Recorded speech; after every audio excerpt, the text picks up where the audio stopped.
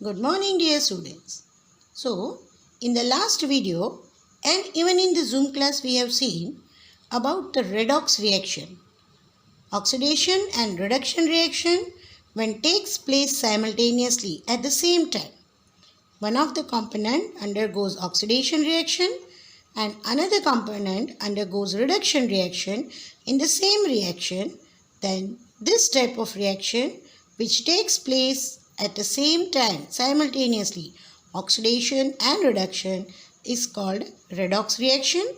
And we have seen one example of zinc and copper sulfate over there. So now here we will see some another examples. Here it is AgNO3, that is silver nitrate. When reacts with zinc metal, we can see the product ZnNO3 twice. Zinc nitrate plus silver is produced. Silver nitrate when reacts with metal zinc, zinc nitrate and silver is produced. As soon as you will see this reaction and if you are asked to identify the reaction, at the first you will say that zinc is more active than silver metal and it is replacing silver. You can see the silver is replaced by zinc and the product is zinc nitrate. Silver is separated. That means displacement reaction. But now let us see here. Oxygen from this silver, that is silver nitrate, having oxygen, is removed and only silver is separated. Removal of oxygen has taken place. That means silver nitrate is now reduced to silver and it is reduction, removal of oxygen. And at the same time, zinc metal has got oxygen with the help of nitrogen in the form of nitrate. So zinc is oxidized because of the addition of oxygen and so it is oxidation reaction. The reaction taking place together, oxidation and reduction at the same time in a same reaction. So this complete reaction can also be said as redox reaction. So it is displacement as well as it is redox reaction. Here and even it is balancing here 2AgNO3. Here it is 2Ag. So 2Ag, 2Ag. 2 molecules of silver and 1 here and 2 and here n is multiplied by this 2. In the same way 3 oxygen multiplied by 2 6, 3 oxygen multiplied by 2. So 3 2s are 6. Zinc is only 1. Here zinc is only 1. Right? Let us see the next. Fe2O3 ferric oxide when reacts with Al aluminium. Now see here again aluminium. Aluminium is more active than iron. So only I told remember the activity series. Potassium, calcium, potassium, sodium, calcium, magnesium, right? Aluminium, zinc, iron. So this is the series. Copper, mercury, silver, gold and platinum. So the most active is potassium, then sodium, then calcium, right? How we will remember it? By the help of activity series of metal, right? The mnemonics we have learned in the previous videos. Kena kaka mage, Alto Zen Ferrari, Sun Punjab hai, kyun hogi aaj, or plentiful moments. So this is the activity series of the metals. You have to remember, right? So Fe2O3 plus aluminium. Aluminium is replacing iron. So here we will get the product Al2O3 and iron is separated. Again displacement reaction. But now see here. Oxygen from iron is removed. So removal of oxygen is reduction where iron is separated, or we can say it is in the now reduced form. Aluminium here is getting oxygen in the form of oxide. So it is addition of oxygen and therefore it is oxidation. Oxidation, reduction at the same time, it is redox reaction. Hydrogen sulfide gas H2S when reacts with sulfur dioxide gas. Here see, here H2S.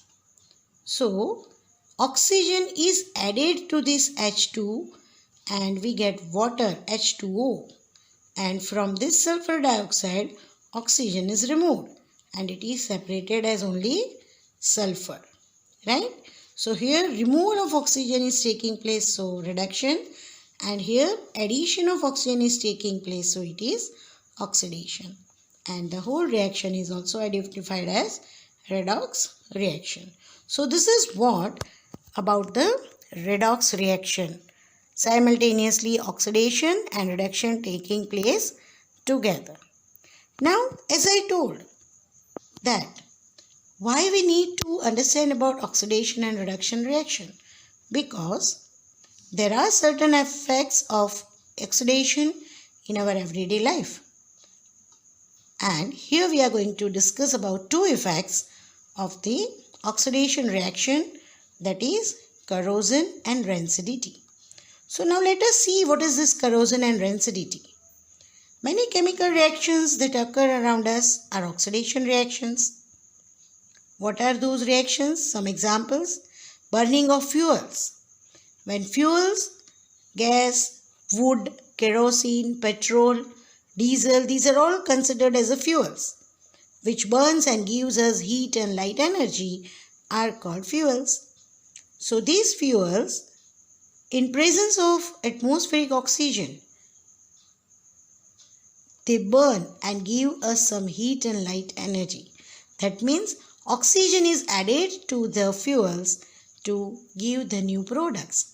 That means oxidation reaction, coal, LPG, petrol, these are all fuels and they burn in presence of oxygen, and that is why they are undergoing oxidation reaction.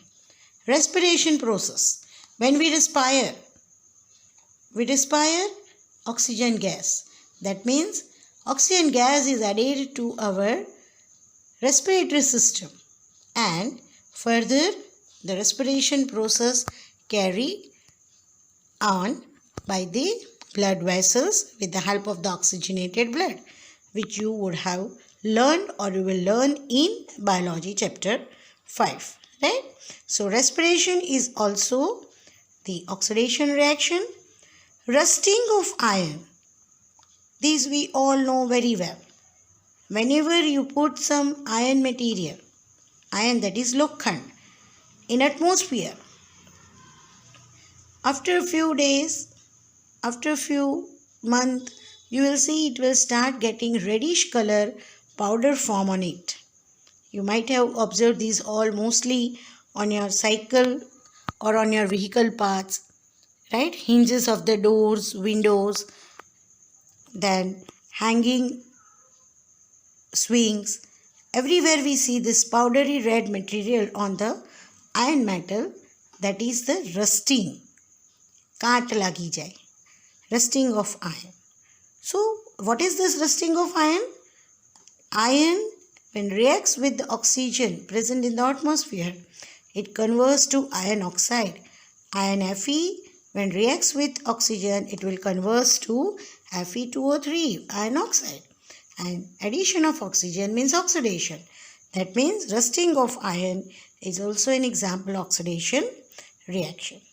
So, this type of oxidation reaction in which oxygen is added to certain substance and they undergo the different products and they gives us the oxide form, then that process is called corrosion.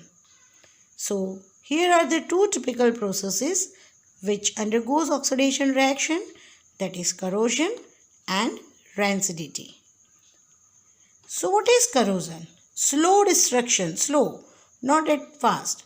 If you put iron metal today in the atmosphere, it will not get destructed or it will not get oxide form completely the next day. Slowly and gradually, after some days, after a month, right? Slowly and gradually, it will start getting corroded. It will start getting rusting. So slow destruction of metals due to their interaction. Interaction, that means they start getting attracted with the environmental oxygen present in the atmosphere, and moisture, the humidity which is in the atmosphere, amount of water proportion, that is called moisture. And so when any metal reacts with environmental oxygen and moisture, slowly they start getting oxides of that particular metal, that is slow destruction takes place. That process is called corrosion process. Corrosion mostly takes place on the exposed surface. That means the surface of the metal which is towards the atmosphere. Below that surface, corrosion is taking very slower destruction.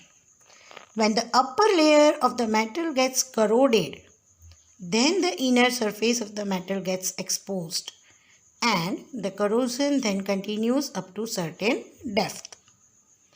So what is here? It is said that the upper layer of the metal is, when exposed to the atmosphere, it gets corroded.